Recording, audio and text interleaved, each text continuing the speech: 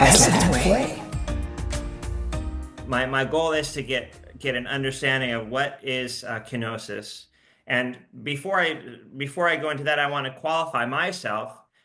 Yes, I'm also diagnosed with mental illness, and I see it as something called anosognosia, which is the lack of knowledge of the disease, which plagued me for the time of my crisis, where I did not think that I needed any help. I thought that I'm good. I don't need a psychologist. I mean, I might have dropped out of school. I might have am having these psychotic experiences and burning all my relationships and having other things that, the dealing with the things that are in the world, really. But that's an old chapter of my life, so I want to make it better for the next generations. And the term anosognosia, which is kind of like lack of insight to the disease. There's a certain healing aspect in this when spiritual and psychology when you bring them together and when they intersect, there's a healing, there's a wholeness that I found. I've been reading with Josh some people like Thomas Merton, C.S. Lewis, and other so-called mystics, what is the mystic path? What does it mean? What does mysticism mean? So I hope some of this just kind of comes out for you, and maybe when it's your turn, you can help clarify. You can help us kind of get more of that wholeness that where two or three are gathered, that when they agree upon a matter, it's established type of thing.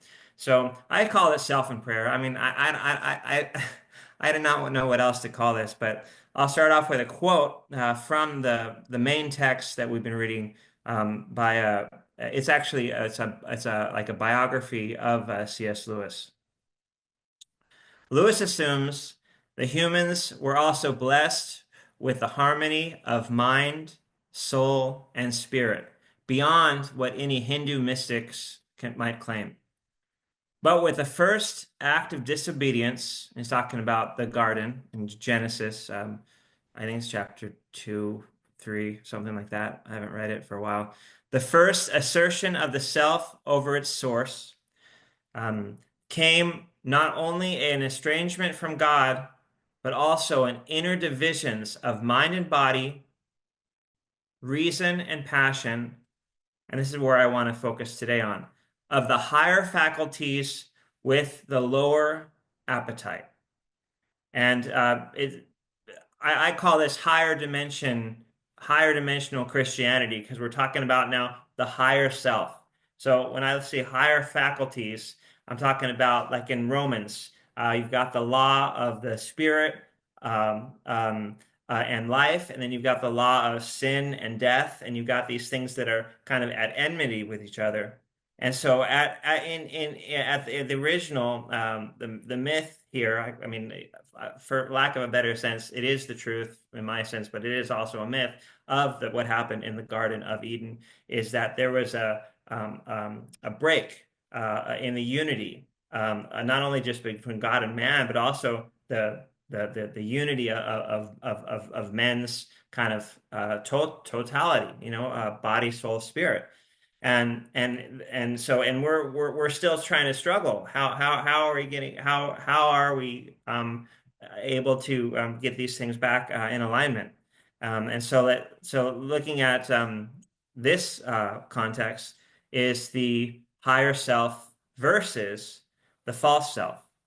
And so let's move it over to more contemporary Carl Jung, and what I'll summarize it, but this is a quick video, and I know some people in our Azlanz Way group do not like Jordan Peterson because of either being feminist or whatever, but I still like some of the things he said. Not he's getting less and less appealing to me, but this is a cool video from one of his older videos.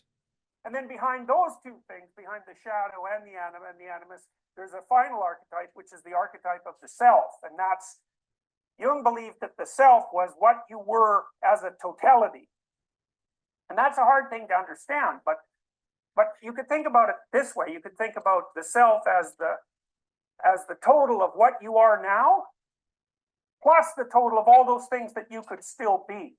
So it would be you as a reality plus you as potential. And that's a strange idea, right? Because we don't really know how to understand the idea of potential as modern empirical people, because potential, virtually by definition, is not yet manifest, and also not a straightforward thing to either measure or conceptualize. By the same token, everybody acts as if they have potential, unrealized potential. And so Jung generated up a category to account for that, which he felt was expressed in all sorts of symbolic ways. So, for example, So just to like review, what I gathered is the higher self, which Carl Jung called the self with a capital S.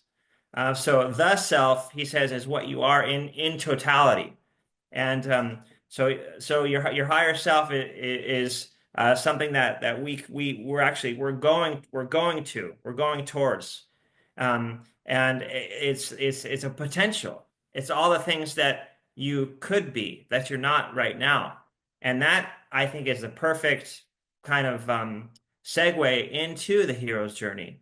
That we're on these journeys, we're on this cycle of basically post-traumatic growth, or we're on this kind of realizing our potential, becoming a better version of ourself. So in this sense, it's the capital S, which is the sum total of who we are, which includes our potentialized self. Okay, now here's another video, and I'll do a quick review after, so don't worry if you missed anything. It's three insights about this higher self. 1.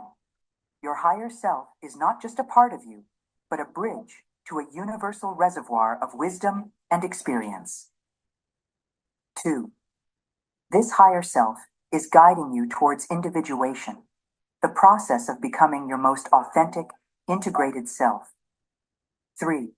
Through your higher self, you might be co-creating reality itself, orchestrating meaningful coincidences that guide your path. These ideas aren't just abstract theories. They have the potential to radically transform how you live your life.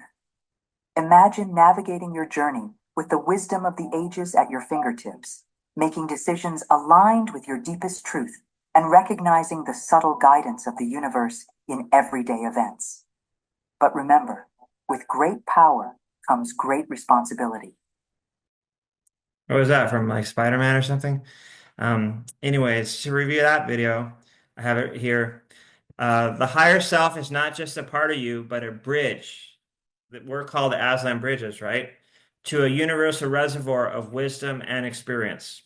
The next one, the higher self guides you toward integration, the process of becoming your integrated higher self. So integration is the hero's journey. It's when you start off, it's like there's a whole reward or fullness on the other side of once you accept that call and you go underneath that invisible kind of parameter where you from the ordinary world into the special world. And so that higher self, another kind of intersection where you've got the integration and you've got this higher self, and then with the hero's journey, obviously. And then the third one, and I just think this is a cool statement. Through your higher self, you are co-creating reality itself. It's on the bottom. Orchestrating meaningful coincidences that guide your path. So it looks like integration on this transformative journey, that's going from the ordinary world, going into the special world, and then coming out as a hero does with this wisdom to give back to the ordinary world, to your family, to your school, to your community, to a stranger. When you're a higher version of yourself, that's the point of the hero's journey. That's the point of going through all this, is because you can actually give more than you were able to give before. And so how do we learn how to give? Let's see here. Here's some Christian mystics kind of point of views. And this is from Oswald Chambers. Our Lord's teaching is always anti-self-realization. And that's interesting that our culture is kind of real big on self-realization, it seems like. Okay. His purpose is, and it's talking about God's purpose is not the development of man. His purpose is to make a man exactly like himself.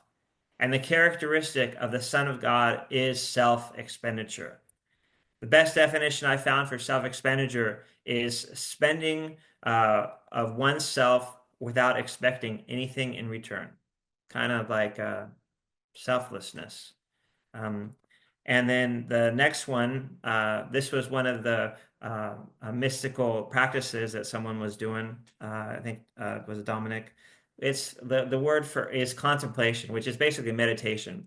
C.S. Lewis seeks his readers to ponder more deeply the meaning of judgment and condemnation in the context of an all-loving, self-giving God. So here it is, the self, and in the godly sense is giving. The self is doing things without expecting anything back. So that's the example of the spiritual hero's journey, which is, of course, Jesus Christ, his example. And then my last, let's see. Oh, I forgot to say, Evelyn Underhill. She was a mystic from the not too recently. She says the great goal of every mystic is complete self-surrender. Complete self-surrender. All right, and here's the last one. And this is, I love this quote. This is from Palace of Nowhere by Thomas Merton, and I'll end on this. And he says that both true prayer and love for others are selfless, in that they lead us toward and emerge from a simultaneous death to self and discovery of a new self born of God. And that's also hero's journey. When you go into the abyss, you come out kind of a resurrection stage. Both prayer and service to others reveal to us the tremendous truth that to be a person is to be a gift, and to give that gift is to receive the gift of being a person. And here on the hero's journey, gifts is after the resurrection and the transformation, you experience these gifts before you go back into the ordinary world. And what I believe these gifts is experiencing ourselves after we've transformed, and that's when we can, like I said, as heroes do, they can offer something more than they were before. And so yeah, I try to put these books into context with the hero's journey, and it's amazing how when they connected, I was like, wow, like this is like it did something to me. So maybe something will touch and inspire you guys as well. Thanks. Join our next gathering. For the date and time, check out azlanzway.com.